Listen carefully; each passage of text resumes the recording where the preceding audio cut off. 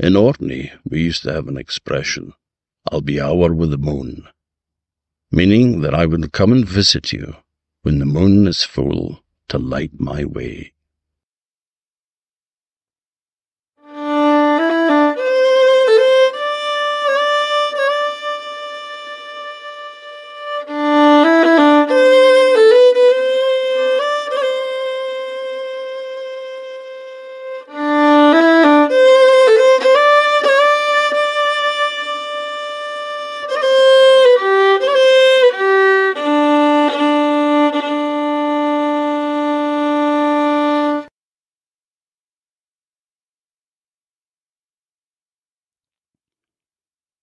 Hello, folks, and welcome to the Orkneyology Podcast, Hour with the Moon.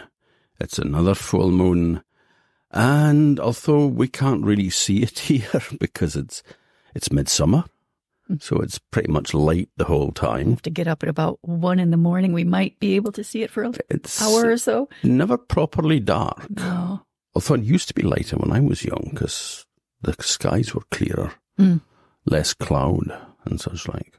Anyway, that's got nothing to do with that. This time, me and Rhonda are here, having a blather, and I'm going to be telling you about some Orkney customs around births, deaths, and marriages.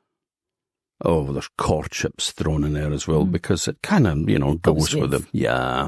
What's the nickname for those three? Well, in the local paper, when you had, births, deaths, and marriages, it was always known as hatched, matched, and dispatched.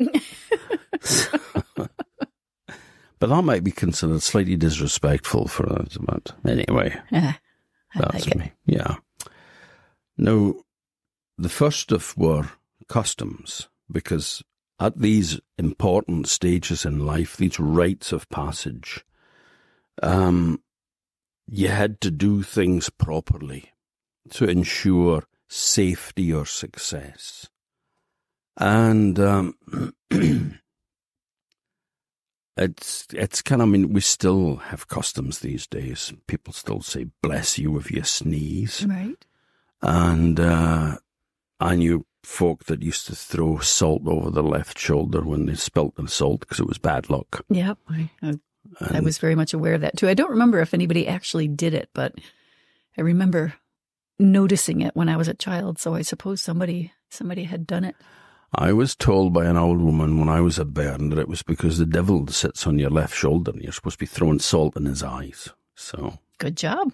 Going to do that more often.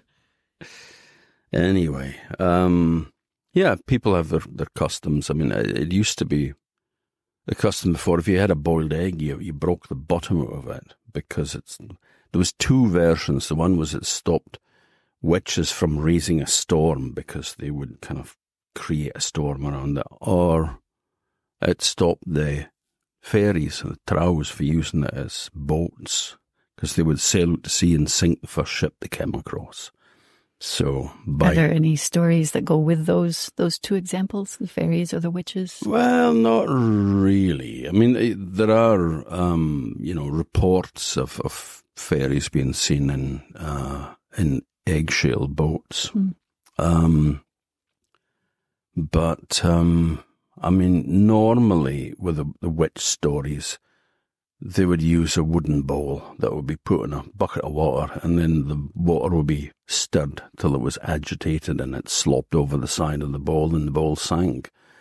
And that was them cursing a boat so that the boat would founder at the same moment that it sank in the bucket. Why would they be interested in cursing a boat? If there was somebody on board that had been insulting to them or had done anything that they regarded as an insult or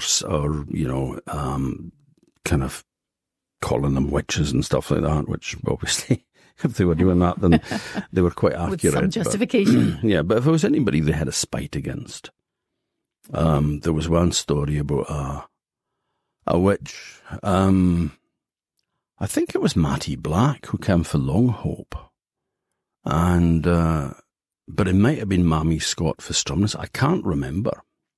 I'd have to look it up. But they were over in Caithness, and or she was over in Caithness, and she had asked some guys to take her over in a boat.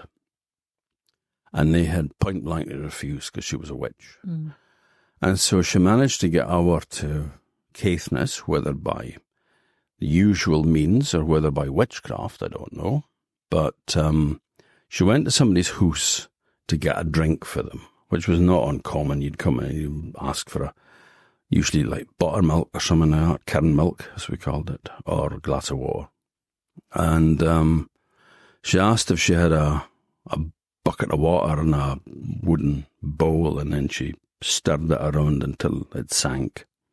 And then she said, well, that's done, but I'm sorry for the stranger that was on board, because there was a young lad that had paid for a passage over that she had no spite against, but obviously the boat, yeah. So anyway, this has still got nothing to do with prostitutes and marriages. That's true. How did we get off on that? I guess it was it's your fault. Issue of safety and making sure you did things properly. It was about customs. Yeah. Mm-hmm.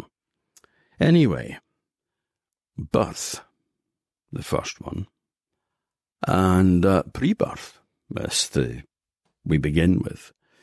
It was said that if a rainbow was seen with one end over a house, then the old folk said it was a brig for a baby boy.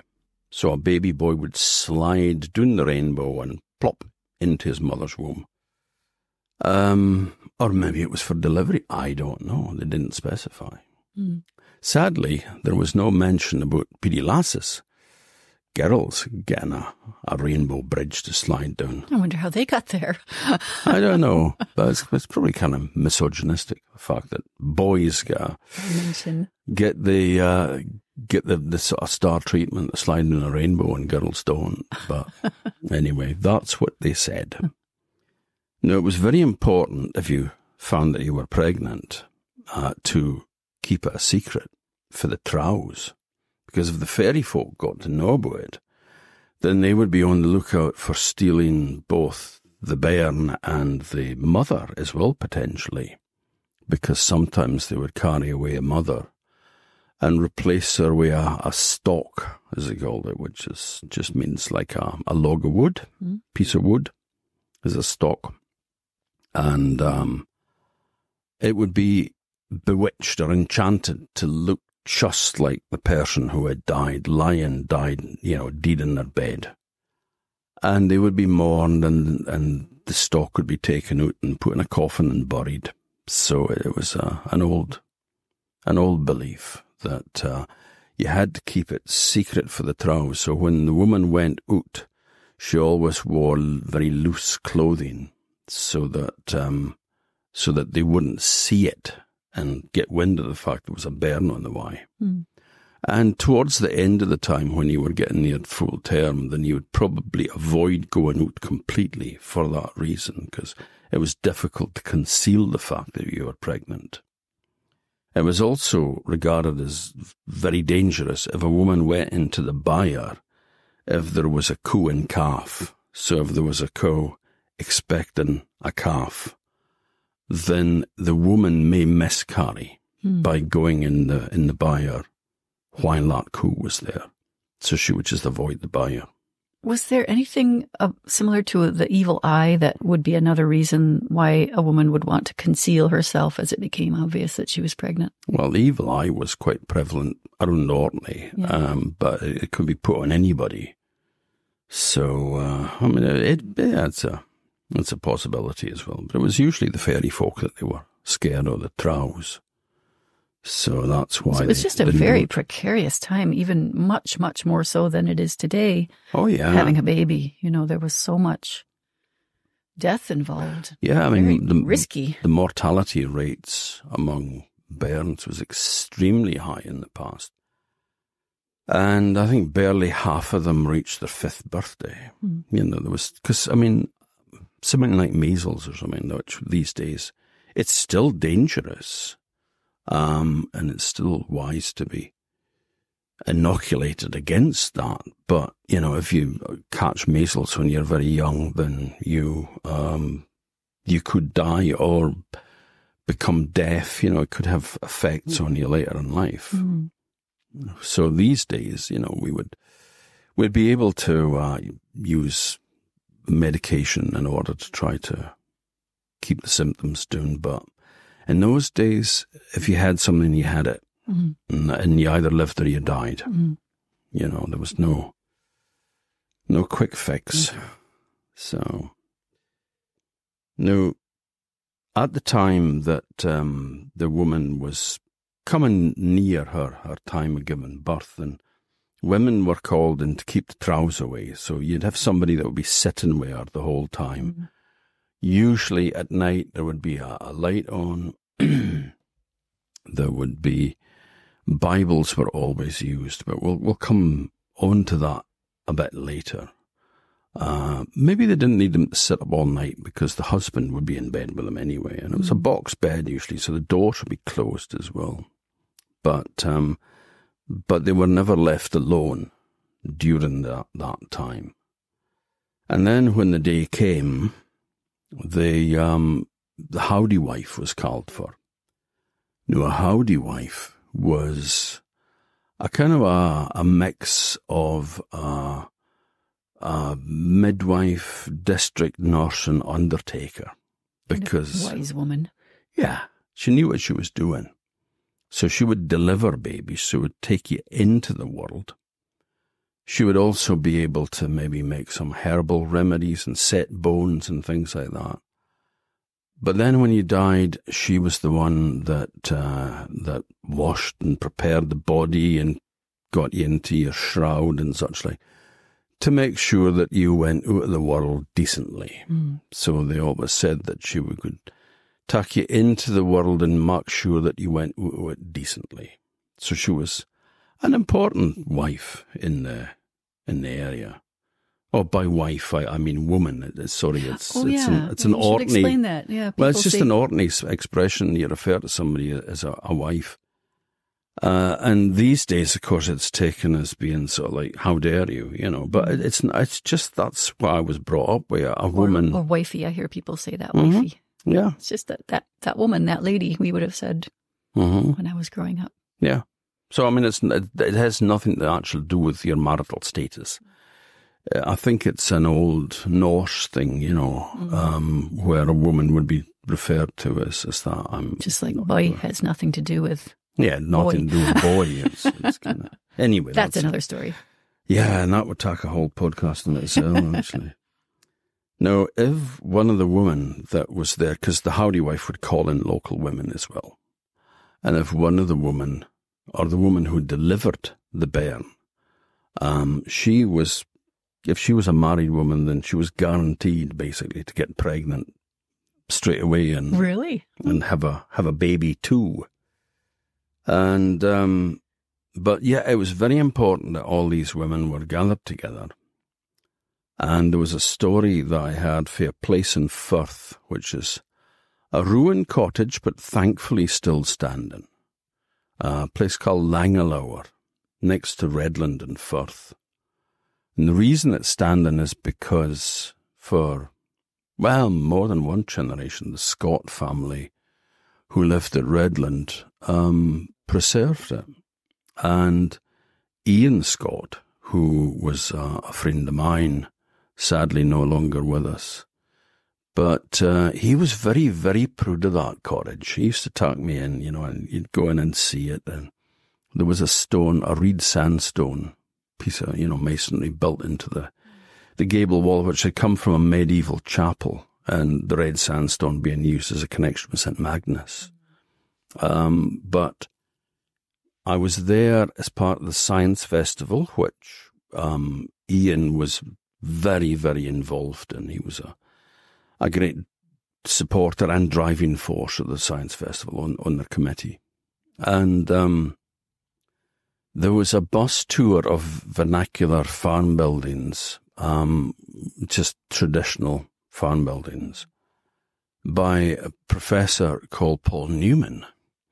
Now, in case you're thinking of Butch Cassidy and the Sundance Kid, or salad dressing, then no, not that Blue Paul eyes. Newman. It was a different Paul Newman. And so we went there as part of this bus tour. And we went in and we seen the house. It's a traditional Orkney long house. So a great big long building, which had like byre and barn attached. Is that different from a button ben? Mm-hmm. Button bens were much later. These were like the old Norse longhouses. Okay. They were still based on that kind of concept. And in it had a nuke bed. And that is a bed that is built into the wall of the house. And recessed into the wall. Yeah. Yeah. And it has 2 flagstones at the front of it. So these flagstones just acted as, it kept the drafts out. And I had just a narrow entrance that you could slip in to go to bed. And you want to keep the drafts out, because if people haven't been here before, it can be a very drafty place, Orkney.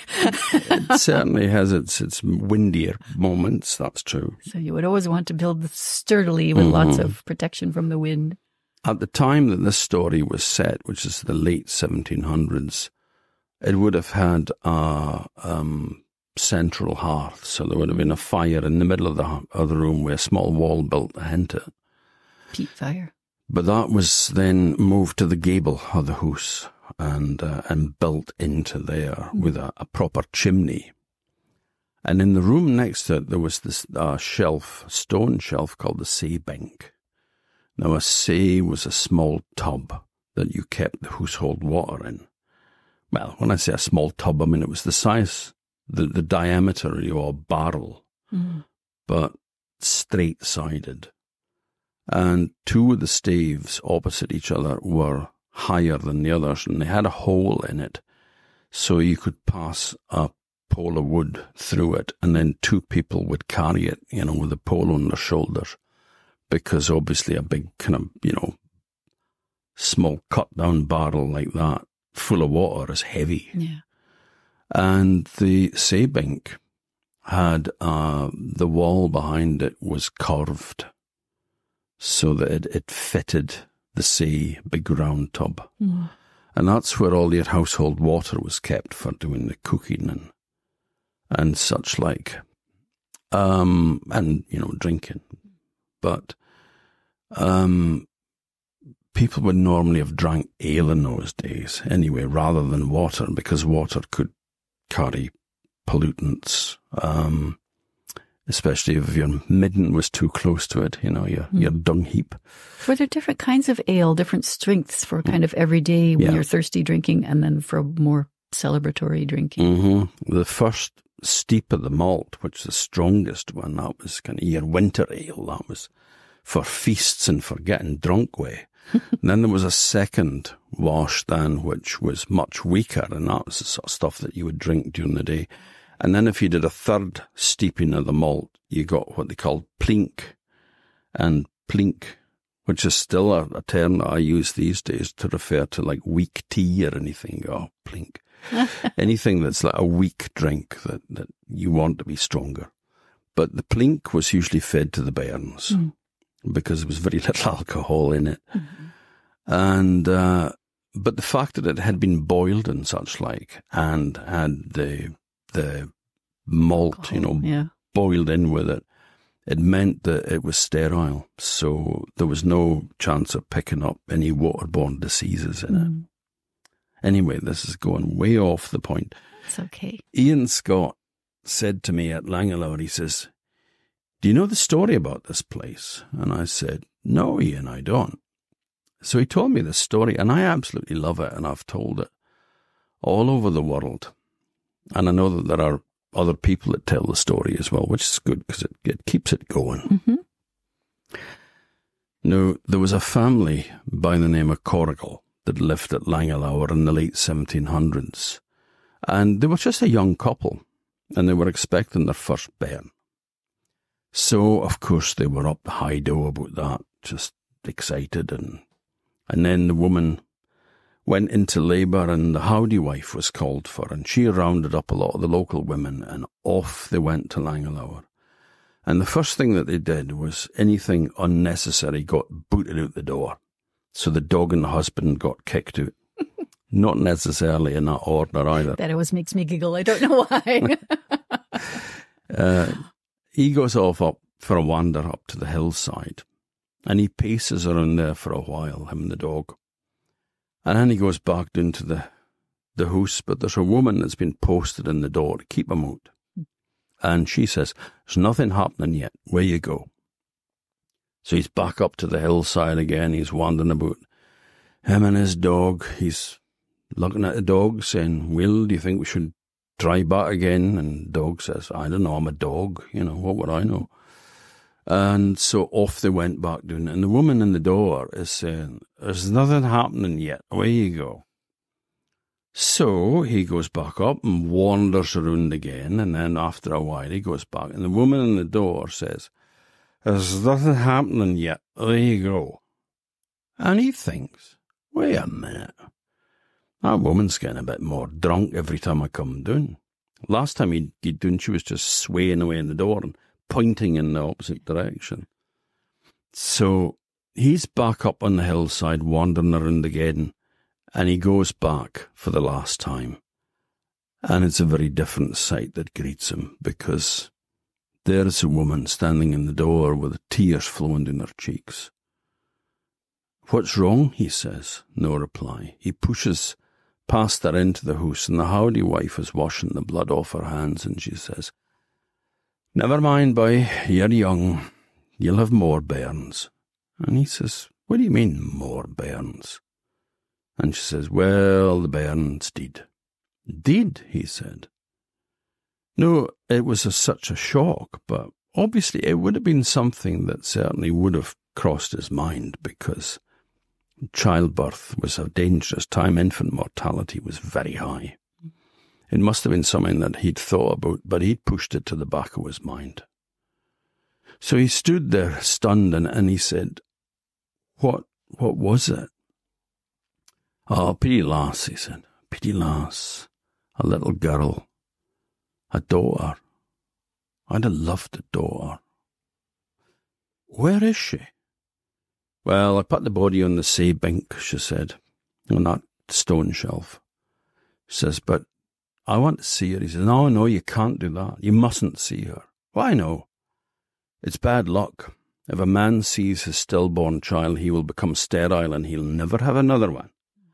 I don't care, he says, I want to see her. And he pushes his wife past into the room. And there on the sea bink, on that cowled stone shelf, there lay a small scrap of humanity, a wee tiny wee figure, wee body. And he looked at her with the tears in his eyes and a lump in his throat, and he thought, boy, she just never had a chance. Never felt the sun on her face or the wind in her hair or nothing. And then he noticed that the bairn made a slight movement. It was breathing. And he picked it up and held it close to him to warm up, and it made a slight movement and a very weak little cry. He took it through to his wife, and she took her daughter and held it to her and warmed it up, and the bairn started to revive, and it was fine. She patted to the breast and it soaked, and it was fine. And then they realised what had happened. You see, in those days, there was no such thing as pain relief. There was no gas and air, there was no epidural, there wasn't even an aspirin, nothing. But what there was plenty of was good, strong Orkney home-brewed ale. And so they fed liberal quantities of that to the young mother. Now, the baby was still hooked up to her, obviously, inside her. And the alcohol in her bloodstream was flowing into the baby as well. So when the baby was born, it was paralytic. It was drunk. And it didn't move and it didn't make a noise. And the howdy wife, being a sociable crater and thinking it was a shame to let the poor lass drink on her own, her and the other women had been enjoying the homebrew ale as well. Now, when the bairn was born and it wasn't moving or making a sound, and she'd had a few by this time, it was just like, there's the other dead one, and dumped the body on the shelf in the room next door. So, the bairn was fine and grew up to be a fine, healthy young woman who immigrated to New Zealand and made a new life for herself there. Now, fast forward quite some time to the late 1960s. Ian was at Redland where his father was still alive, his dad. And they had a knock at the door one day, so they went and opened the door, and there was strangers standing there, a couple. And they said, "I believe you own the house of Langalour." And he said, "Yeah, that's right, we do." "Well, could you see it?" they said, in an accent that he couldn't place, really. And he said, "Well, yes, you're free to look at it. Welcome to. But why are you interested in that old house?" "Well, we come from New Zealand," they said, "and we had an ancestor that came from that house." And the old man thought, and he says, "Wouldn't it be Corrigal she was called, was it?" "Yeah, that's right," they said. "How did you know?" So he took him to the house, and he showed them all around it. And then he said, "Do you know the story about your ancestor born in this house?" "No." So he told them that story. Now, they didn't know it, because it had never been passed down in the family, and it's hardly surprising, because you have to remember that at the time that she was emigrating, maybe sort of 1800 or whatever, that was the time of the great Churchill writers, or it was getting near to the time of the Bronte sisters and Jane Austen and such like. And a love story, if you were kind of wooing a man, or if a man was wooing you, it wasn't a great chat-up line to say, kind of, "When I was born, I was so pissed they thought I was dead." You're not going to hook yourself a Mr. Darcy doing that, are you? Not exactly ladylike. No, so it was kept quiet. But it was passed down in the parish of Firth. And so it came back to them. And when they left Orkney, they had more than just postcards and souvenirs and photographs and stuff. They had a story about where they came from. And that, I think, is the power of storytelling. A good story is worth 1,000,000 photographs. Yeah, that's so precious. Family stories. Mm-hmm. Wish I had more of them. Aye. I could regale you with a few, but it would not new. Me family stories, not your family story. I'd have to mark yours up. I couldn't do if you wanted. Anyway, now, after the bairn was born, if the bairn has survived childbirth and it's survived its first hangover, then it was kept with the mother. And it was usual that the mother stayed in bed for a while after the birth.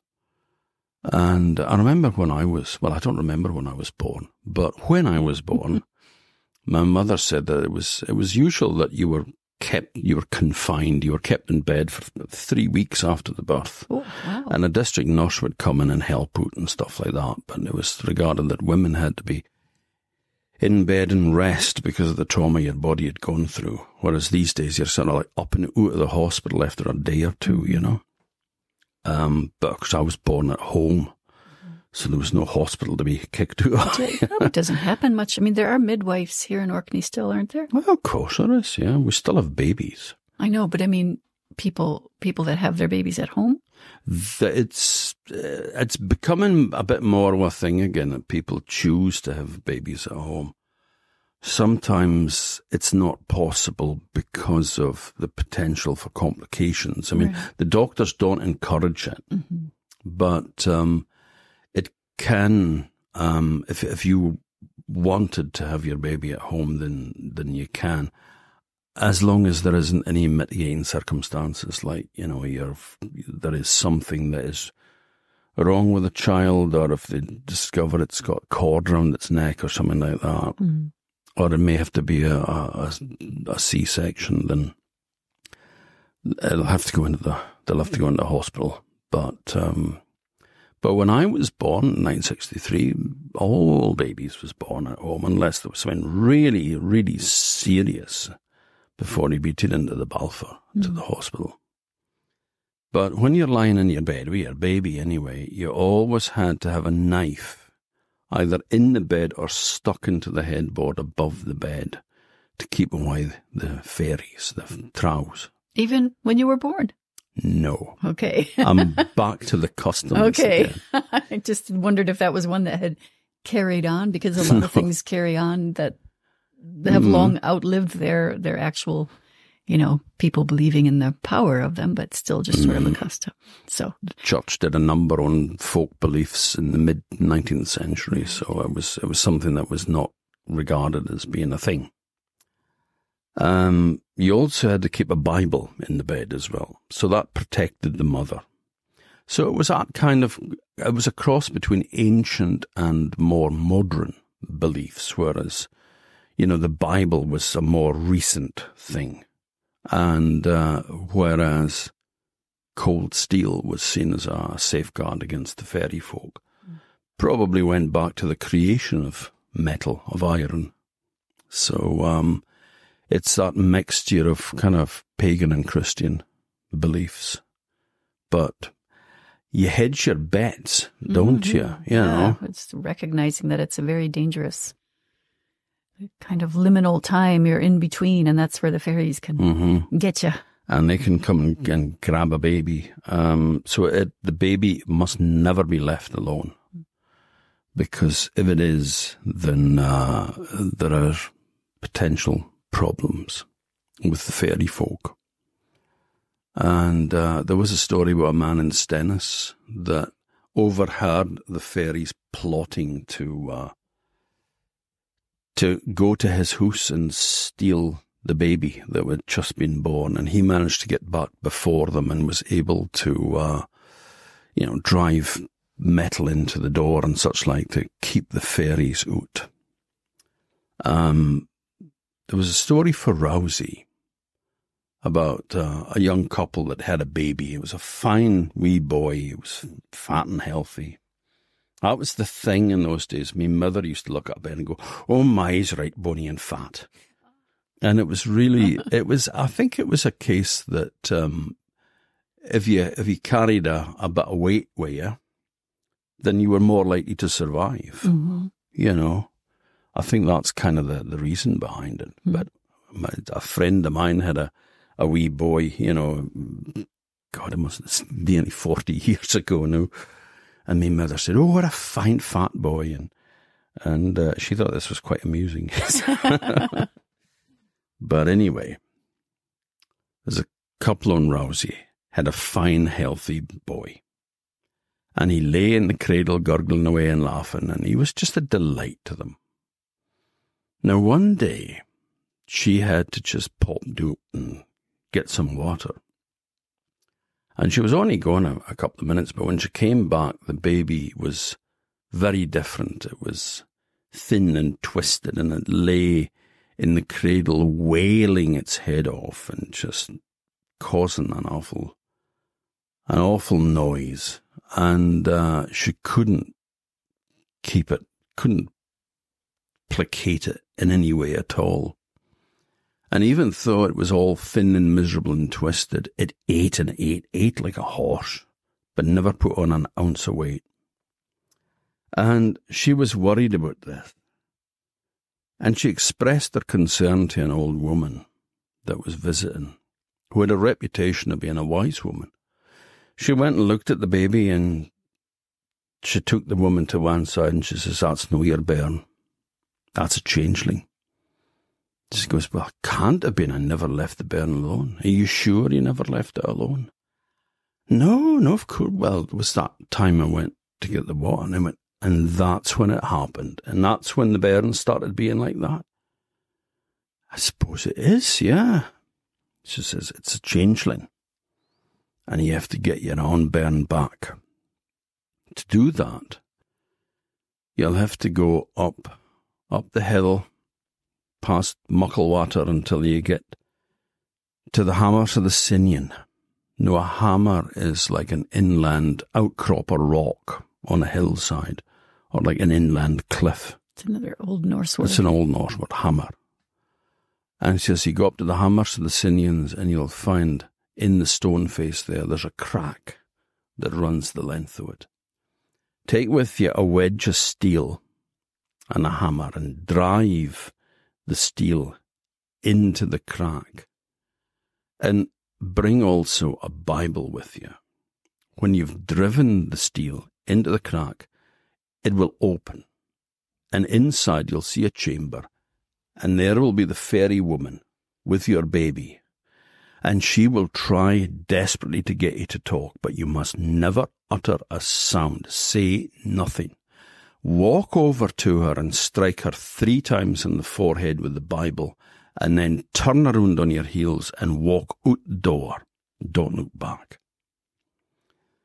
So the young woman got everything she needed. She got her wedge of steel, her hammer to drive her in with, and her Bible, and she went up past Mucklewater, and she get up to the rock face at the Hammers of the Sinians, and there was the crack in the rock, just as the wise woman had said.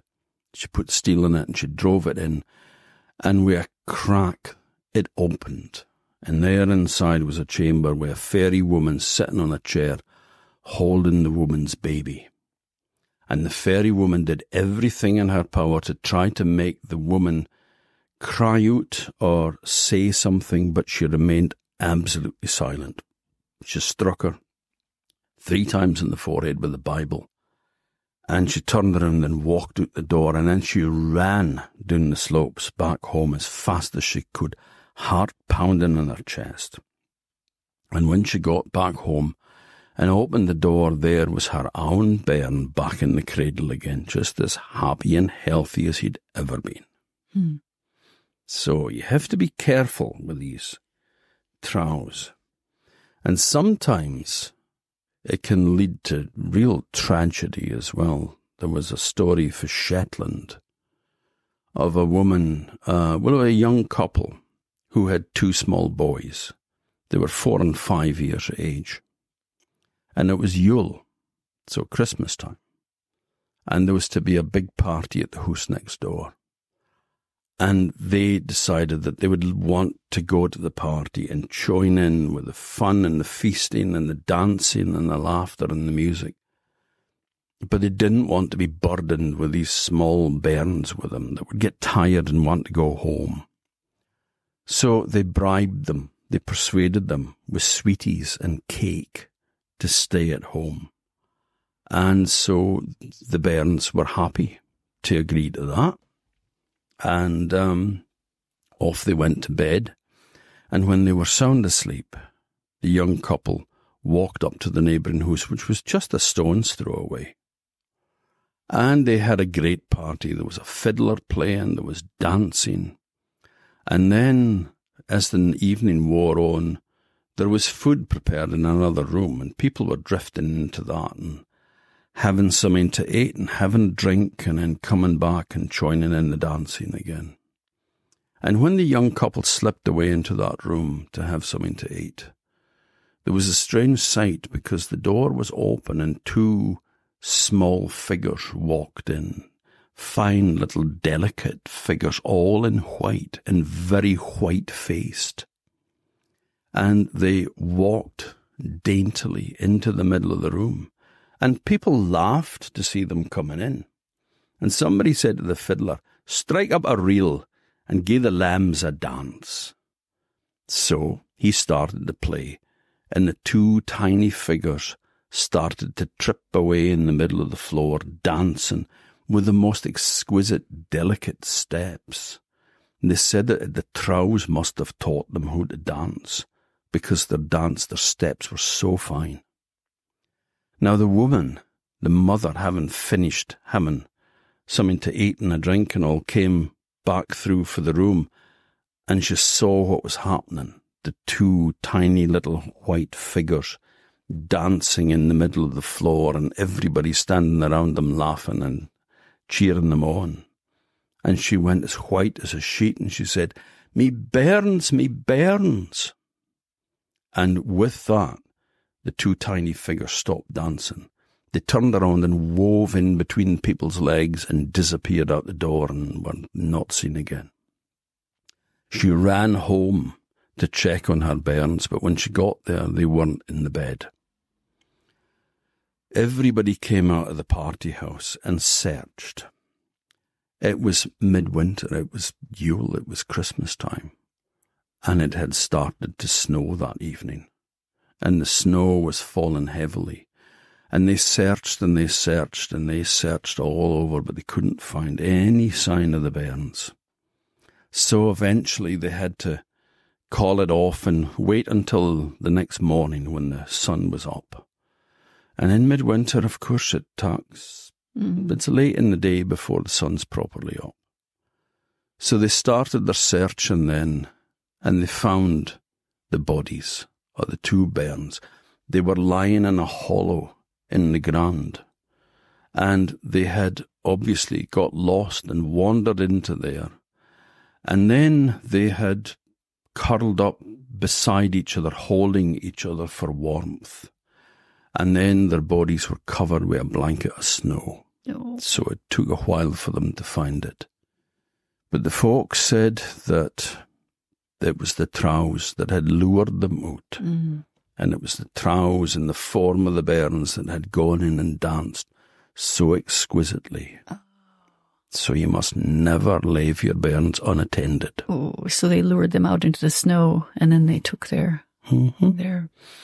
That is the implication. It doesn't say that, but that's the kind of thing that they do. I was wondering, because I never could figure out if it was that they... Whether it was their ghosts or whether it was... Yeah. But no, because the thing that I forgot to say, because this happened something, when the mother came out of the room, she said, "Bless me, it's me bairns." And when they heard the blessing, the trows can't stand that. Right. So they fled. So it wasn't ghosts, it was trows. That is what it was. That's what they believed anyway. Now, the first drink that a bairn had when it was born had to be off of silver. And it was usually a mixture of maybe warm water and sugar. Sometimes they put whiskey in with it as well. Maybe it's hair of the dog for the amount of home brew you've had during birth. But it was very important that the first drink had to be off silver, and that was because it was believed that the bairn would never have any luck in life, or would always be poor if it didn't have a drink off silver. Now, if you didn't have a silver spoon, you would go and ask the neighbours if they had one that you could borrow. And if they didn't have one, then a silver coin, like a sixpence or a threepenny bit, would do. And you would put that in a horn spoon. And then the first drink would be off a horn spoon. Could you explain what a horn spoon is? It's a spoon made of horn. A little more. It was the common eating utensil back in the day. 200-300 years ago and more, there was no forks. Forks weren't used. They had a knife that you would cut meat with, and you had a spoon for supping soup with or porridge.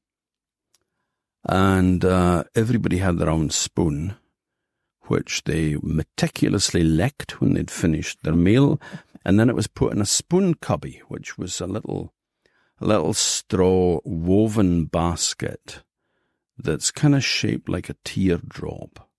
Have you seen those weaver birds' nests, hanging down like that? That's kind of the shape of a spoon cubby. So it's broader at the bottom, and then it goes up to a point at the top. And it has a little aperture in it, a little square hole. And that is where you would put your spoon until the next time you needed it. Having properly licked it, of course. But the way that they were made is that, you might think that horn spoons would be carved from horn. It was always made from cow's horn, of course. They could use sheep, but I think generally it was a cow's horn. And you wouldn't be able to carve that into a spoon because it's just it's a few millimeters thick. It's nothing. But what they did was they would cut it in half lengthwise down the middle, and then they would boil it. And once they'd boiled it for a while, it became malleable, like plastic. And then he put it in a mold, a spoon mold, which was just 2 blocks of wood that had the shape of the spoon cut into it, and also the shape of the bowl. In one end, it was recessed. The other bit, there was a piece of wood attached that formed the inside of the bowl, so it stuck out like a wee lump, and that pushed the horn down, and it formed perfectly the bowl of the spoon, and that's what you would use. Huh. And so if you didn't have a silver spoon to get your bairn first drink off of, you had to use a horn spoon that had a silver coin in it. Now, if you didn't have a silver coin, then you would go and try to borrow one from the neighbours. But if they were all as poor as you were and didn't have one, there was a story about a bairn that had to get his first drink out of a horn spoon. And they said that he was always, unlucky in life. He was always a bit of a loser and just never did well. And they said, well, it's hardly any surprising, because they couldn't find the silver spoon, so they had to get the old horn spoon stuck in his mouth instead. So it was kind of hardly his fault that he was So this is the very first drink before they even went to the breast? Yeah. Wow. So they would have prepared ahead of time and made sure they had something silver in the spoon. Oh, yeah. Oh, well, there's no point in going raking through your drawers, your dresser, and then discovering that you didn't have a silver spoon, which, of course, you would have kept fine you didn't. So, yep, it had to be prepared in advance. You had to get the loan of it. No. Another custom would be you would take the baby and you would give it a silver coin to hold, if you had one. Again, same thing. And then you would take its other hand and you would shove it into a pot full of corn, so, barley. And the bairn would kind of automatically grip like they do. So it would have a silver coin in the one hand and a handful of barley in the other. And that ensured that the bairn would neither want for money nor food for the rest of its days. It was a good luck thing, No, it was considered bad luck to reveal the name of the baby before the christening. It was always kept secret. And it was either whispered into the ear of the minister just before he conducted the service, or it was written on a slip of paper and passed to the minister. But of course, a couple of 100 years ago, actually people in Orkney were fairly well educated through church schools. So there wasn't a degree of illiteracy in Orkney as there were in the cities. But you especially notice that, like 100 years later, in the 200 years ago, in the 1800s, there is a document in Stromness Museum that is a whaling ship that's signing on crew. And you've got all these guys' names written in from cities, and they've just got a cross next to it, and then it's his mark. And then you come down to the Orkney ones, and it's all beautiful, flowing script, with William Looted, written on it. So the degree of literacy was much higher than in the cities, which is not something that you would expect. But it certainly was the case. There was church schools, like I said. There was the Scottish Society for Propagating Christian Knowledge, who were a double-edged sword, because they believed that if you could read and write, then you would be able to read your Bible and it would make you a better person. So that was their motivation, was basically to control people as well as they grew up, and made them go to church. And the minister was all powerful. just under the laird, And so they did good in that way, that they did bring education to poor people. But they also eradicated the Norn language, which was dying out anyway. But they did the same as they did with people speaking Welsh, Irish, or Gaelic in the Scottish Highlands and Islands. You were beaten for using the old language, or you were ridiculed, like in Ireland and Wales and all. They had to wear a sign around their neck, which was a sign of shame that they had been speaking this language. And the only way to get rid of it was to grass up one of your mates, to tell on them, say, I heard him speaking Welsh. And then he would be beaten and that thing would be put around their neck. So you were trying to get rid of it as fast as you could by betraying your friends and eradicating your language and your culture. So, and your community all at the same time.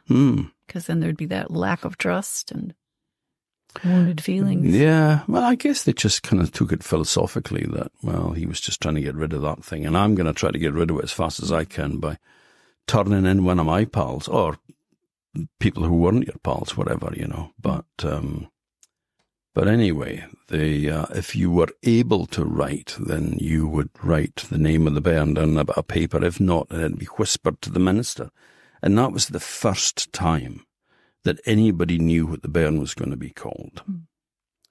Now, the reason for the secrecy really was to keep it away from the trows as well, because, as you know from folk tales, knowing somebody's name gives you power over them.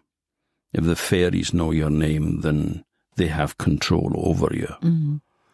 And you find that in the story of the Finn folk at the Bay of Scale coming ashore and terrorising the miller and driving him from the mill, and then an old woman goes in and starts spinning while she's boiling water and with cabbage in it, keel, as we would say. And a Finn man comes in and asks her what's her name, and she said, Sell in the mill, and then she scoops out some of the boiling water and kale and throws it over his legs and burns him. Now, Sell in the mill just means sell. This is myself in the mill. So he runs out, and the other Finn folk say, who did this to you? And he said, it was Sell in the mill. So it was myself in the mill. So they tell him if Sell did it, then Sell can sail away in the water with it. And away they go, and they never bothered the miller again. And the old woman benefited by having a cubby, a little straw basket was hung at the door. And everybody that had meal ground there always left a deposit in there for the old woman. Because she had saved their mill. Yeah, so that she didn't have to go begging again, which is what she had to do before. But it's that concealment of name and also using it to trick someone. It goes back to the days of Homer. In the Odyssey, you have Polyphemus, the Cyclops, who captures Odysseus and his men in his cave and rolls a great boulder in front of it. He's got his flock of sheep in there, and he's got these people trapped, and he starts eating them. And then Odysseus steps forward. Of course, Odysseus is famous for being a trickster. And so he steps forward, and he has with him skins of wine, which was undiluted. They made this really strong wine that you had to mix with water.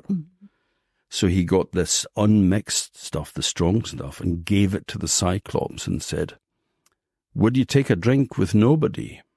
You see, saying that his name was Nobody.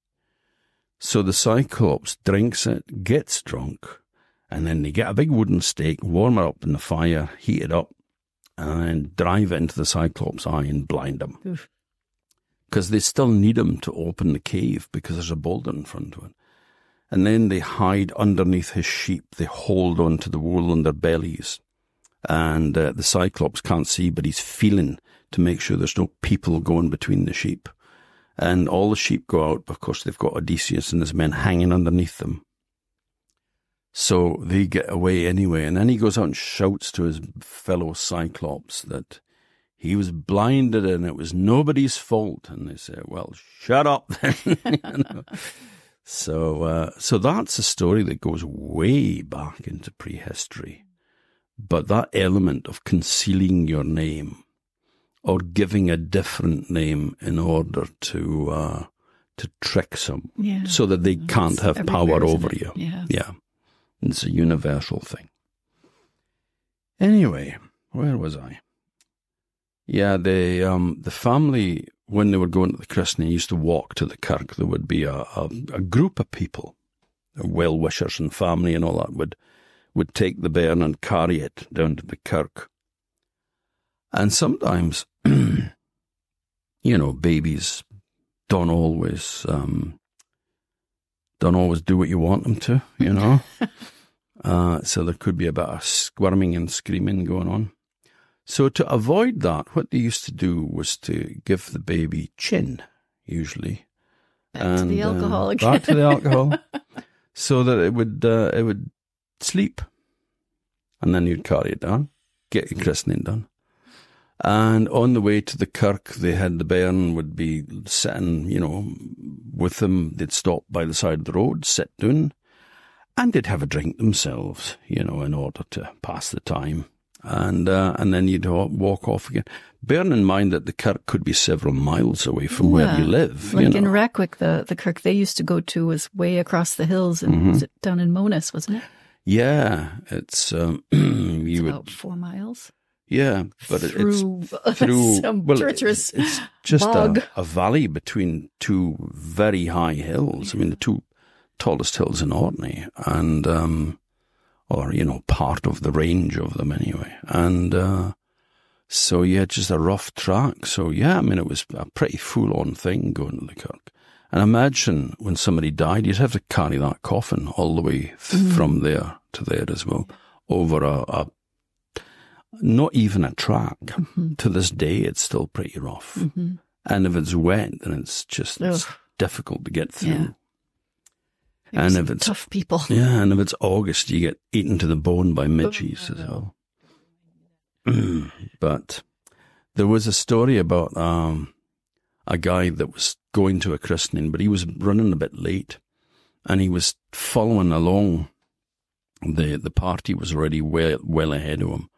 And he saw a bundle by the side of the road, so he kind of wondered what this was. And he looked in, and it was the baby, sound asleep. Oh. And they'd set him down, had a drink, forgot about the baby, and off they went.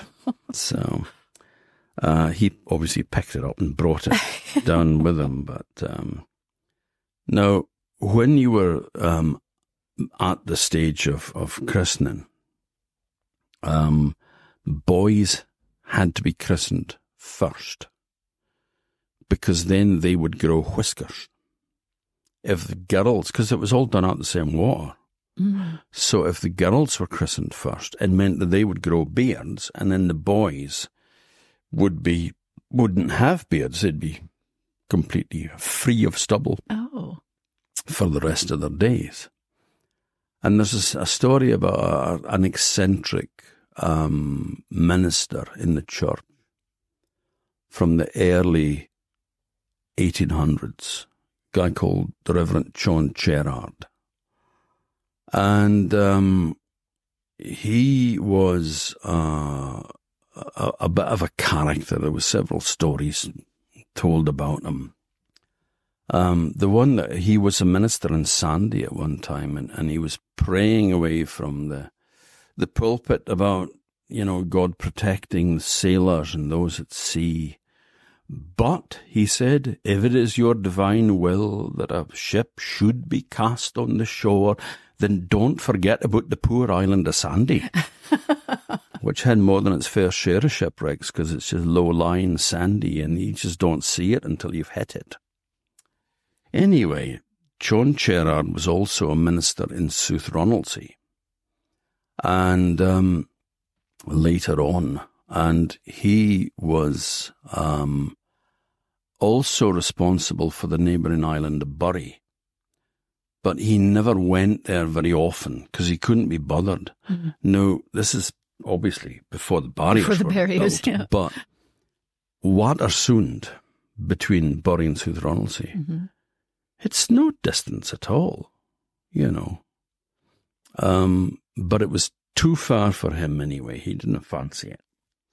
So he would wait. It was the responsibility of like an elder in the kirk to conduct sermons when he wasn't there, which was 99.9% of the time. And he would only go occasionally to perform duties like christenings. And they laughed because he would wait until there was a good pile of bairns to be christened before he would deem it worth his while to cross the Sund and do the job that he was being paid for. To do, yeah.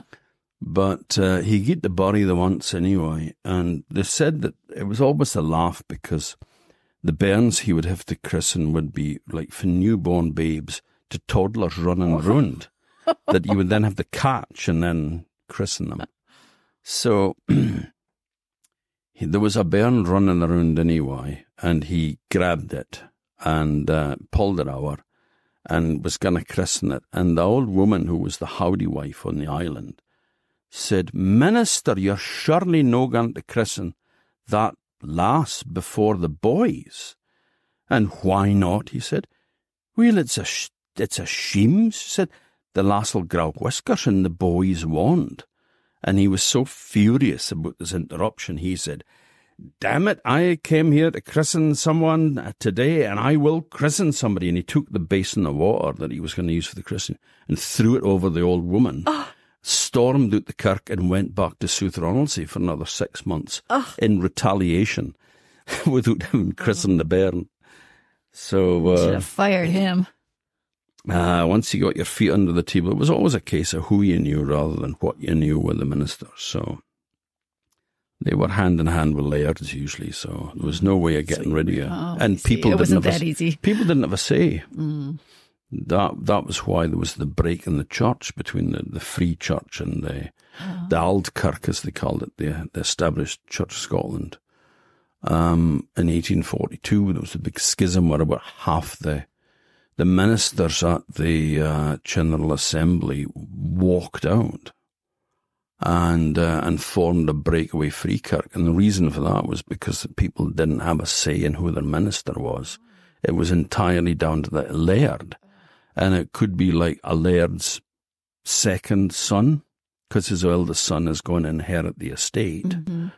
So then you give it to a younger son, because it's a livelihood for them. Yeah, a political thing or a job rather than it's a job calling. For them. Yeah, oh yeah. No, they didn't need to believe in any of it. Mm-hmm. It's just, it meant that you got a steady income and you had a piece of land. Mm-hmm.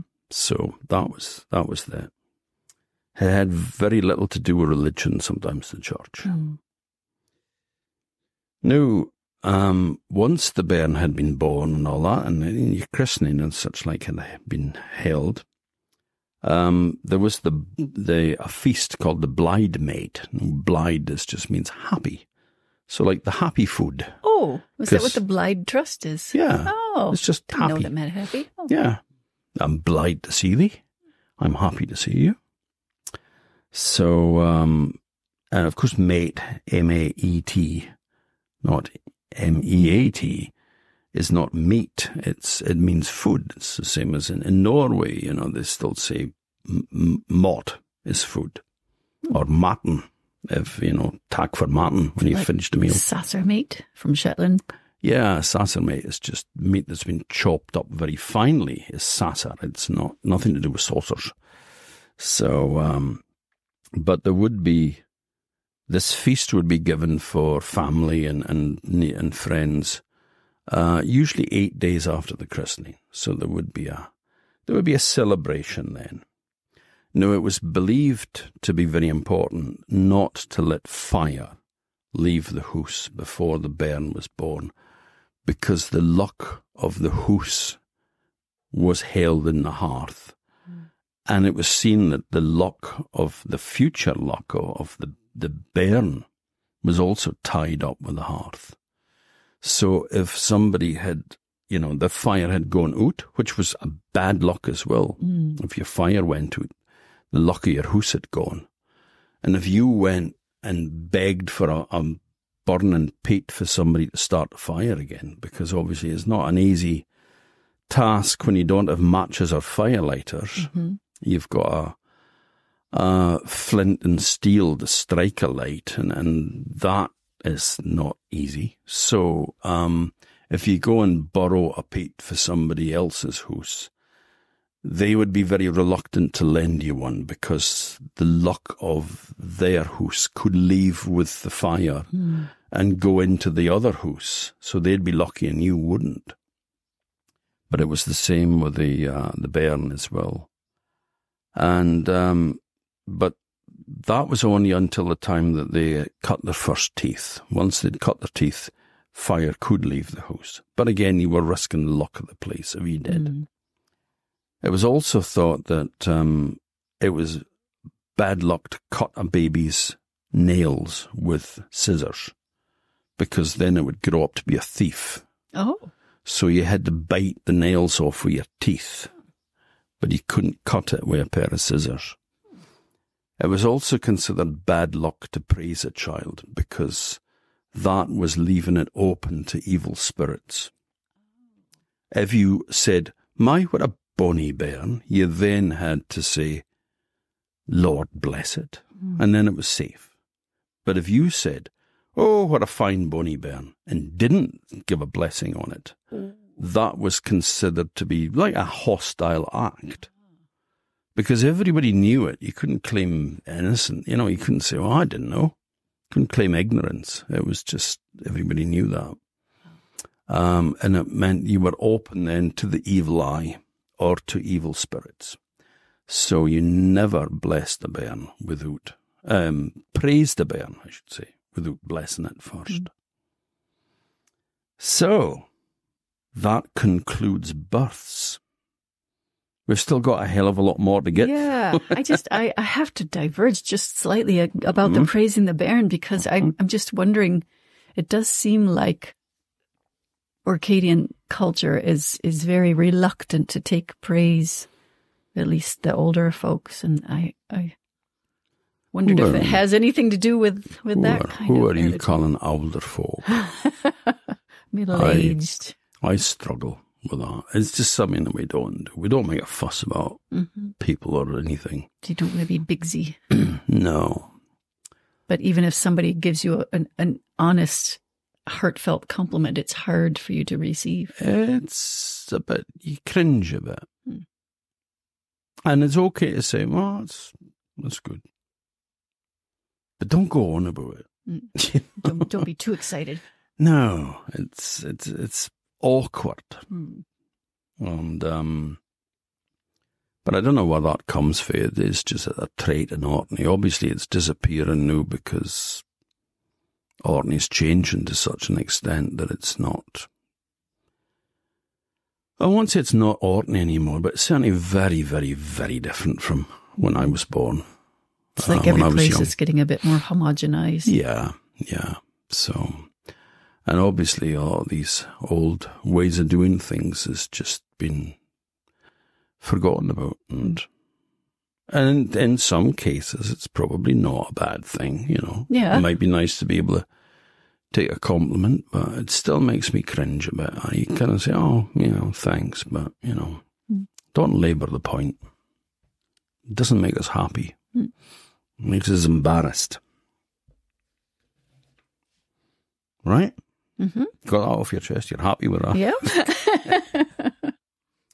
Courtship. So you've survived childhood, you've survived alcoholism, and you've survived the evil eye by anybody praising you. Then you will end up being of an age that thoughts may turn to the opposite sex and to marriage. Now, you have to remember that, getting married was the norm. These days, it's choice if you want to get married, if you want to live together. It's no no difference, no big deal. But in those days, nobody lived together. You had to be married. The church was still very powerful, and they would not accept anything other. And but also that was your lot in life. That is what you were expected to do. You were born, you got married, you died. In that order. As far as anything else of, I want to go and make a better life for myself, forget it. You won't move more than a mile or two from where you were born. Well, except for the people who went to sea, which a lot of the men did. A lot did, but I mean... And at least one woman. Back in those days that I'm kind of referring to, it was just, the norm was that you stayed at home, you worked on the farm. Yes, Orkneyans certainly got all over the place. The first European, known of anyway, to be buried in Australia came from Florida, Forby Sutherland. And he was a sailor on board the Endeavour with Captain Cook and died in, I think it was May, 1770, I think. But he died in what they called, what Joseph Banks, the naturalist who founded Kew Gardens later, he was the naturalist on board the ship. He named the place Botany Bay. It's where Sydney is now. And Cook records in his diary that they buried this guy. That he died of a fever on board the ship. So he died of natural causes. And he was buried ashore, and they named the place Sutherland Point after him. It's a national park now. And there is a plaque up to Forby Sutherland. Oh. But he came for Flota. And it was said that his family never spoke about it. Because later, Botany Bay became a penal colony. Oh. And so if they said that their ancestor was buried, in Botany Bay, then people would just jump to the conclusion that they must have been a criminal. But actually he was a Royal Naval sailor on board a ship. But yeah, Orkneyans do get around all over the place. But for the most of them, they were born in a rural area, in a township. And you remained in that township. So you didn't move very far. And didn't even go to visit many other places. If people were on the mainland, for instance, Stromness people didn't used to go to Kirkwall very often, if at all, right? Yeah. Well, I mean, it was... And vice versa. It was the best part of a day on a stagecoach, on rough roads, and having to stop every now and again to water the horses and feed them. So, I mean, it was a hell of a long way to go. And people didn't go places to see them. They went because there was a reason. So, they wouldn't have rarely gone to any of the other islands unless it was something to do with trading or something like that, making a living. But otherwise, why would you? If you had family there or something, you might go. But it was very unusual to marry from anyone from outside where you came from, but not unheard of, as we will see in the wedding customs. But we haven't got to that yet. We're still at courtship. Moving along. Now, young men had an interest in who they were going to marry, of course, but not as much as young women. Now, maybe it's just because women's traditions have been recorded and men's ones haven't, but there was several ways that young women would try to divine who their future husband was going to be. And a lot of these customs took place at Halloween. So the eve of All Hallows Day. So it was a time when they believed that the veil between this world and the next was at its thinnest. And so magic was possible. The trows were active. And also, so were ghosts, could walk on Halloween. But there was various things that you could do. The one which sounds like a health and safety issue, actually.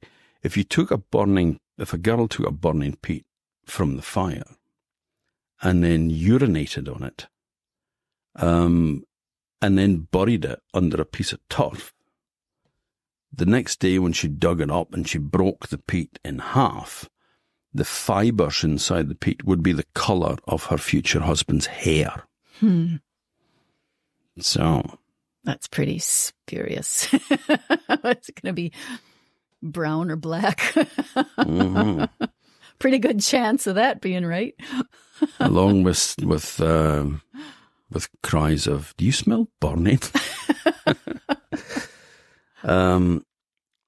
Another one was to, on Halloween, take this a shirt, a slip that you wore, that a girl would wear under her outer clothing, and wet the sleeve of it, and then hang it in front of a fire to dry. And during the course of the night, the spirit, the apparition of her future husband would come in and turn the sleeve so that it didn't burn on the fire. So he would turn the shift over so that the other side of the sleeve would be next to the fire. So she was watching to see who came in? Oh, yeah. She was keeping a close eye on that one. Another belief, again, Halloween, is that if you ate salt herring that night and then went to bed, just full of pickle, then your future husband's apparition would come to you bearing a glass of water to give you a drink. Oh. So maybe the only... These are some pretty kind husbands. Well, maybe the only thoughtful thing that they would ever do in their life. And then that wasn't even corporeally. That was your spirit.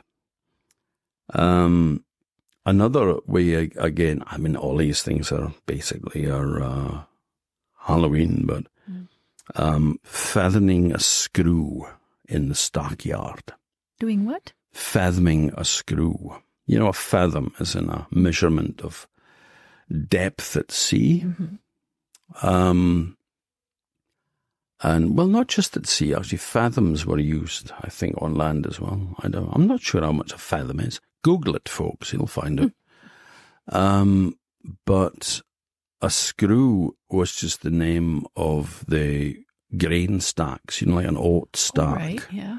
So they were built like those old-fashioned straw beehives, they were round and then they came up to a point at the top and circular.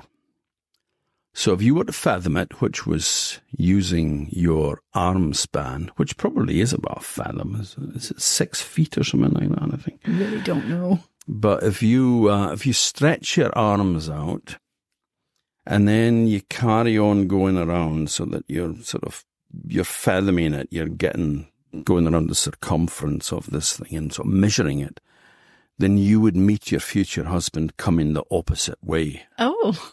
Or the apparition of your future husband. Now, this, of course, could lead to a little bit of proactive behaviour by any blokes that fancied a local lass. Because another Halloween tradition was to go into the barn if you had a grain kiln. Now, these kilns were built on the end of the barn. A barn being a place where you keep straw and oats, and grain and stuff like that. We don't. That's a byre, where what you call a cow shed. Barn is a barn. It's I believe where the animals live. Animals are never allowed near a barn because they would bloody eat everything. It's where you keep the fodder but also where you would do things like they had a beaten floor, a floor of really hardened beaten clay, so really compact clay, and that was used for thrashing on. That was your thrashing floor for sheaves of oats or barley, and you would have 2 men working with flails, one opposite each other, whacking away, and knocking the grain off the straw. Now, if you were to do that on stone, you would smash up all your straw. You would crush the grain, and also you'd probably break your flails. So a compact clay floor was softer, and that worked better. So that's why they did that. But they would also sit in there and wind Simmons and such like. And it was a gathering place for men as well sometimes, because if you were malting barley on your kiln. Now, a kiln was just a circular structure on the end of the barn that, again, sort of beehive, like, it's a bit like our brochs, but on a much smaller scale. It's like a kind of a bottle-shaped stone extension. And it has a door up a step. You step off the floor, and there's a doorway there, and there's a ridge around the inside of it that's thicker than the rest of the wall, so it creates a shelf. And then you place wooden beams across that, and then you pile straw onto that, and then you put your malt to be that your grain that you want to malt for making ale with, or just for drying to stop it from going mouldy. But also it was used for making ale. And then you lit a fire underneath it in a small opening called an inglenook that had a little channel that ran off it. So you would burn a peat fire in there, the heat and the smoke would come up and go through the grain, and it would dry it. And if a spark went up and set the straw on fire, there was one sort of master pin that held all those sticks together. So if you just shoved it up, the whole thing would collapse and it would smother the flames before it could take hold, and you lost your grain. Which meant that it had to be watched the whole time. Right. And you had a fire on, so it was kind of warm. And so then people would gather there for like social, have a blether and good old gossip.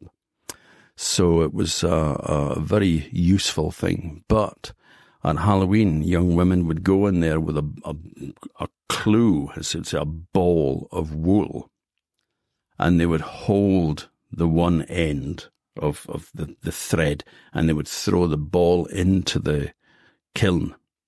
And then they would say, "Wha had's me clue's end?" So who holds my clue's end, the other end of the ball of wool? And then you would hear the voice of your future husband would reply and say his name. And this, of course, led to some of the shrewder guys who knew that this would be going on at Halloween. And if you fancied that girl that lived down there, but she wouldn't look twice at you, you climbed up on the roof on the top of the kiln, because it was open at the top, of course, lit smoke out. And then you said your name, so who has me clues in? Tom Muir. And you go, bugger. I was hoping for somebody better than me. So, there was a chance of abusing the situation, shall we say. But another thing that you could do, again, Halloween, is you got a wecht. Now, a wecht was, the baran, those Irish drums. It was basically like that, only bigger.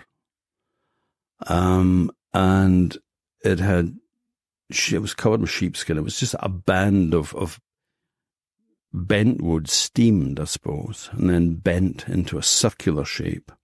And then it had sheepskin tightly stretched over it, I suppose, when it was wet, so that when it dried, then it was just literally as tight as a drum. And then they bored holes in the bottom of it with a hot wire. And that was used as a sieve when you were grinding corn for your bannocks, for your bread. You would use that as a sieve to get any little bits of, husks and stuff like that, anything. It was also used in winnowing as well. You could use that, pile all your grain in it, and then throw it up in the air you had 2 doors in the barn, and that were half doors. And so depending which direction the wind was coming from, you had one fully open and you had the other one, the top was open, but the bottom was closed. And then you would throw up the grain into the air with your wecht. And the draft would blow away all the husks, but they would land up in a drift at that bottom door, because they would be used for packing your, what we call bed sacks, a bed sack, a mattress that you would sleep on, which leads to all sorts of hilarity among the English when they speak about bed sacks. And so, but it's a bolster, it's a mattress. But anyway, if you got a wecht at midnight on Halloween, a lot of these things were done at midnight, with the throwing the clue into the kiln and all that. If you got a pair of scissors and a knife, then you shook it back and forth, and it was called doing 3 wechts and nothing. So you were like winnowing 3 wechts and nothing. Just this, again, steel, or before iron, And you had the door open of the barn, and you would see the apparition of your future husband walk past the door. Now, there was a story about a young lass who was a servant at the big house, a rich farmer. And she was in the barn at midnight, winnowing her 3 wechts and nothing with the scissors and the knife. And she saw the master of the house walk past the door. And now she was surprised at this, because he was in Kirkwall at the time, and he wasn't expected back for a day or 2. But she rushed up to the house and said to the mistress, "Oh, the master's back." And she said, "He's not expected back yet." "Where did you see him?" "Oh, I seen him walking past the door of the barn." And when she said that, the woman realised what night it was and guessed what the girl was up to. And she just said to her, "Be good to me, bairns." Oh. And she said, "What?" And she says, "Be good to me, bairns." She had no idea what she meant, but the farmer's wife was taken ill shortly after and died, and the farmer married the servant girl. It was his apparition that she seen going past the door, as was meant to be. But the wife knew it, and she said, "Be good to me, bairns." And I hope she was. I hope so too. Yeah. No.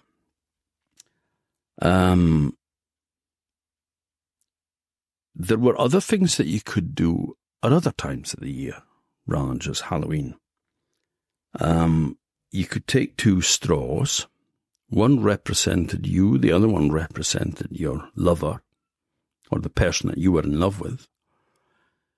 And you would place a peat on the fire so that it was flat, and when it was burning and getting hot, but still not burning on the top, you lay the 2 straws kind of a bit apart from each other, and you watch them intently, and they would kind of curl with the heat coming from underneath. And then the one would make a spang, it would chomp. And it depended in the direction in which it chomped. If it chomped towards the other straw, then you were guaranteed to get the man that you loved. But if he chomped away from you, then all was lost. Oh, it's kind of like he loves me not, with the daisy petals. Exactly. Also, if a pot boiled over, if there was a girl was watching a pot of water or something, and it boiled over, she had to immediately pick up a peat from the fire and put into the pot. Because if the pot boiled over and she didn't do anything, it meant she would lose her love. But that bad spell was broken if she put a peat in the water. What her mother would have thought about it. What if it was soup or something? Well, I mean, she put peat in the soup. Yeah, that wouldn't go down well. Mother wouldn't be too pleased, but at least you would have kept your man. That's right. Now, the other thing of a courtship ritual, which is a real proper ritual, was the Odin stone.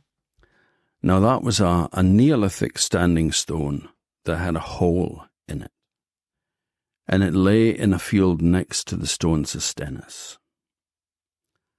Now, sadly, it was destroyed in December 1814 by an incoming farmer who broke it up, and he also started to demolish the stones of Stennis. He pulled one of them down, blew it up with gunpowder. He drilled a hole in it, with a stone auger, and then packed that with black powder and set fire to it. And the explosion in that confined space blew the stone apart, and then carted off the bits then to be used for building material. The one of the stones at the stones of Stennis, as you're standing with your back to the Stennis Loch, back to the road, and looking at the stones, it's the one that's on the left-hand side, the big one. There's 3 big ones facing you, and it's the left one. And if you ever look at it, you'll see that in one of the bottom corners and one of the top corners, there's a hole that has been plugged with cement. But originally that was the holes that he had bored in it to put the powder in to blow it up. He was going to do the whole ring, wasn't he? He was going to destroy the whole ring, and he was stopped by the local sheriff, who was having Christmas dinner with a local antiquarian, and he heard that the stones were being destroyed, and he immediately ran down to his office and wrote a legal order stopping him from doing any more damage to the stones. But the one was broken and carried away, and the Odin stone was lost, which was the greatest loss of all, because there was so much folklore attached to that stone with a hole in it. It was used for various ways. If you passed a baby through it, then it meant it would never shake with a palsy in old age. It's been a pretty big hole then. Oh, yeah. Because another thing as well is if you had a sore head or if you had a sore limb, or something, if you passed the limb through the hole, then it would be cured. Ooh. I should just say earlier, the palsy was the name for Parkinson's disease, so you wouldn't shake with the palsy.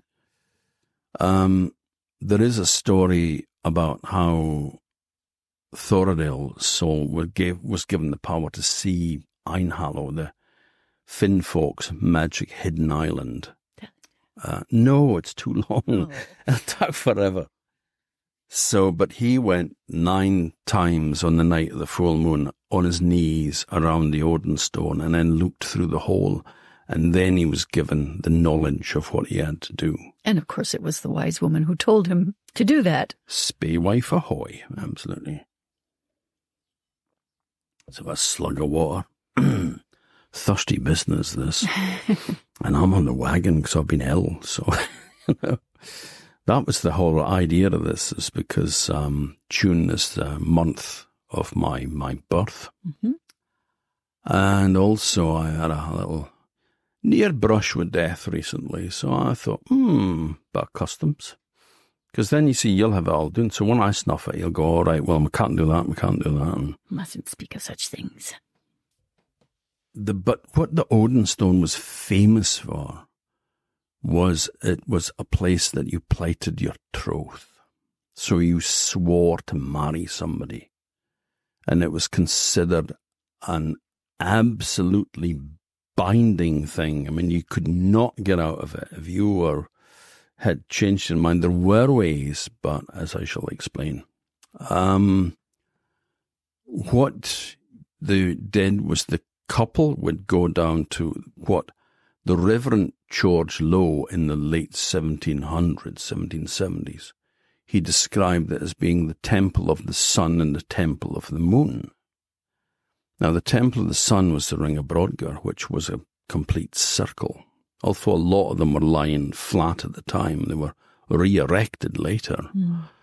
But that was natural. They'd fallen. The sockets there are ridiculously shallow. Not so with the stones of Stennis. They meant those things. I mean, they're much bigger stones than at Brodgar, and they meant them to stay down. They're a good metre deep, they're sort of 3 foot deep, and have stones packed in around it at the hole as well. So I ain't going anywhere. And, but the thing is, they had lost half of the stones. How? No idea. Probably being used as well. But it left a crescent. It left a half circle. So that's why it was associated with the moon. Had nothing at all to do with anything like that, but it was the Temple of the Sun and the Temple of the Moon. It was just kind of a fanciful name that he gave it at that Well, time. I think it was known as that. Was it? But it was He just made it up. No, I mean, he records the fact that that's what they were. Okay. But it would have been just, it was just a description of what they looked like. And they assumed that they were some sort of, they knew that there was some kind of prehistoric religious significance, but they had no idea what. But anyway, they, when you went to the Stones of Stennis, the Temple of the Moon, the woman had to get down on her knees and swear to the god Woden, as Lowe said, which was a Germanic name like the Anglo-Saxons. Woden was what the Scandinavians called Odin. And where we get the name Woden's Day, Wednesday, from as well.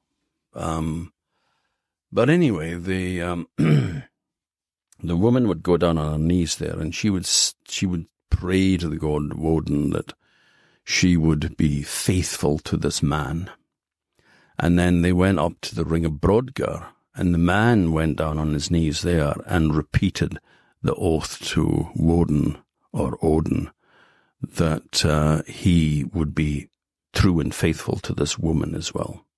And then they would go down to conclude it, down to the Odin stone, and they would stand on either side of it and hold hands through the hole, and they would swear the Odin oath. Now, what the Odin oath was, we don't know. It wasn't recorded, but there was, I mean, it may have just been something as simple as, I swear by Odin to be faithful to this man, this woman. Could be something as simple as that.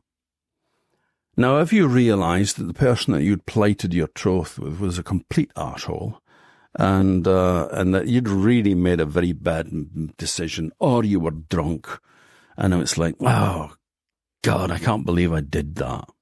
It's like, it's for people waking up in Las Vegas having been married by Elvis to somebody that they didn't recognise because they were paralytic, then you could break it by going to the old medieval church, which was demolished in the 1700s, I think. There was an old church there that was built probably in the 1100s, maybe even a bit earlier. And it had a D-shaped tower in it. But it had a pulpit, and it had two doors, one on opposite sides of each other. So if the couple stood in front of the pulpit and broke and swore that they renounced the Odin oath, and then walked out either of those doors without looking back, then it was considered that the oath was broken, and you were free to marry anyone else. Only if you both agreed to it, yeah. If the person that you had plighted the troth to died, then you had to hold the dead hand that you'd held in life and renounce the oath. And then that was considered that was broken and you were free again to marry. If, however, your lover disappeared and never came back, which was not uncommon, people died in accidents at sea. Fishermen were press-ganged into the Navy and died in wars, and their families had no idea what happened to them. They went out in a boat one day, and which is never seen again, them and their friends, So if that happened, then I'm afraid you were stuck. There was no way that you could break the oath. And you couldn't marry anyone else. So that was that. Now, this was considered so binding that in the 1600s there was a kirk session was being held about somebody who had broken some rules or other. I mean, whether it was theft or whatever, or slander, which was a big thing in those days.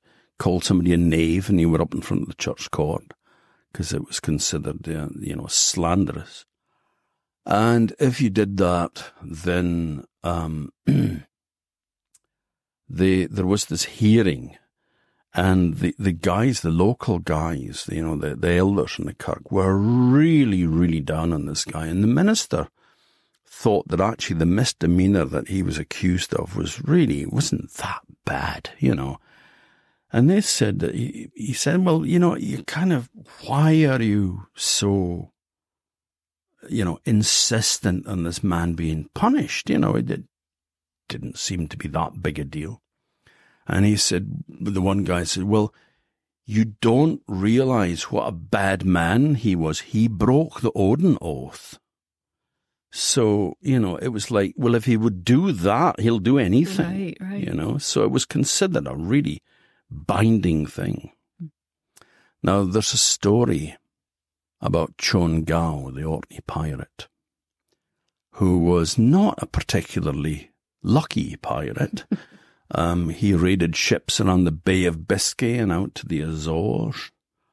But usually he just got ships full of dried fish that were going from northern Norway down to the Catholic countries because, taboo about not eating meat on a Friday or during holidays, during Lent and such that you couldn't eat meat. So stockfish trade from northern Norway did a roaring trade of dried fish to the Catholic countries. And that's tended to be what he picked up. Got lucky once and got some brandy, that was about it. But he decided to head back to Orkney in January 1725 because he was brought up. He was born in Wick, but he was brought up since he was about 18 months old in Stromness. And his father was a merchant here and a respected man. And they lived out just across the bay from where we are at what is now Copland's Docks, which was later a boat yard. And it's thought that the stones that Copland's Dock is built from is probably from Gow's house. Uh-huh. And nearby at Garson, there was a family called Gordon who lived there. Now, I don't know if this is the same person in the story, but it would make sense because she was a neighbour. And he would have known her when they were young, when they were kids. But he went to sea, turned to piracy, which was his idea, murdered the captain of a ship and one of the officers, took it over. And, but then decided to come back to Orkney because they needed to do some repairs on the ship. But then he planned to attack laird's houses, which were usually by the shore because they used to trade in the goods that was paid for their by the tenants. They paid their rent in kind, so in grain and in cloth and such like, and they could ship this to Scandinavia, over to Norway, or down to Holland, or down to the Western Isles, down the other way. And so the houses tended to be kind of built by the sea, and that made it easy to attack. So that was his master plan anyway.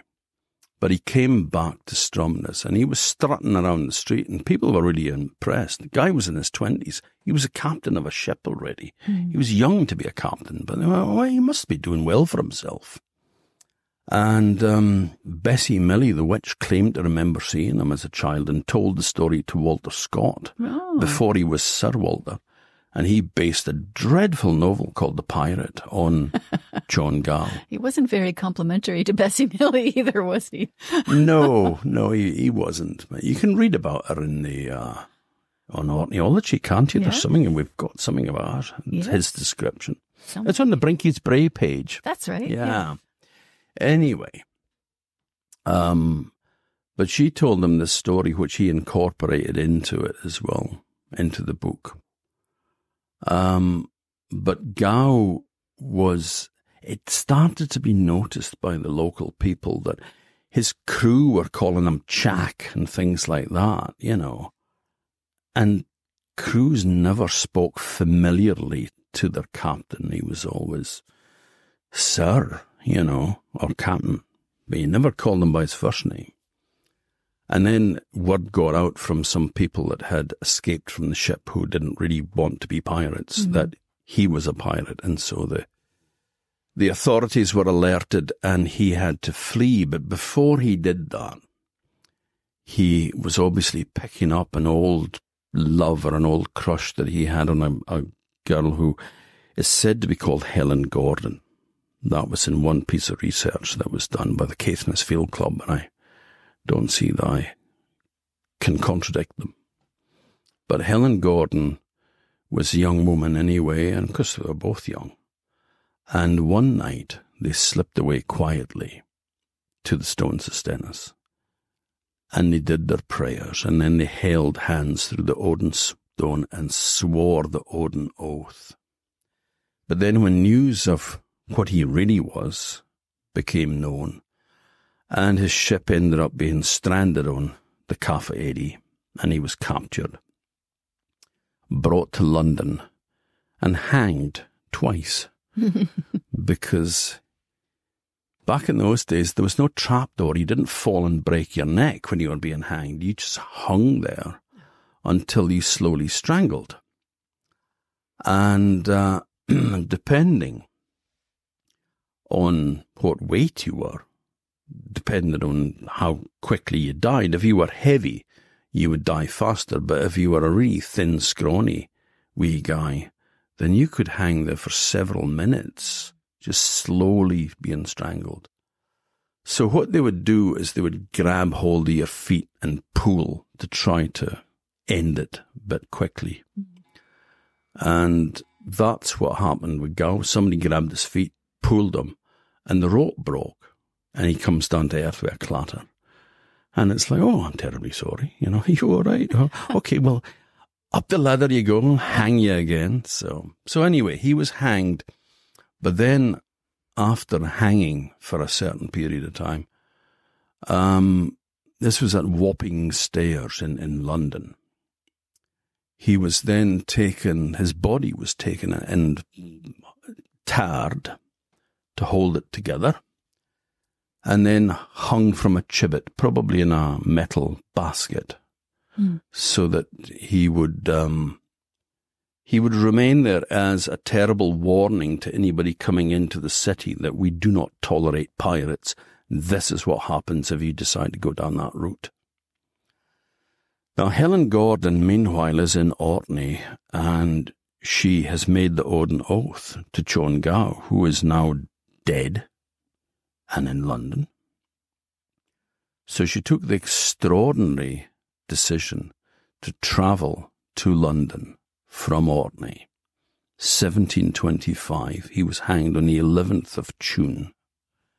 So, summertime, but ships' voyages in those days were so dangerous that you were always advised to make your will before you left. So Helen set sail for London. She finds the tarred body of her former lover, and she held the dead hand that she held in life and renounced the Odin oath so that she was free of him and free to marry again.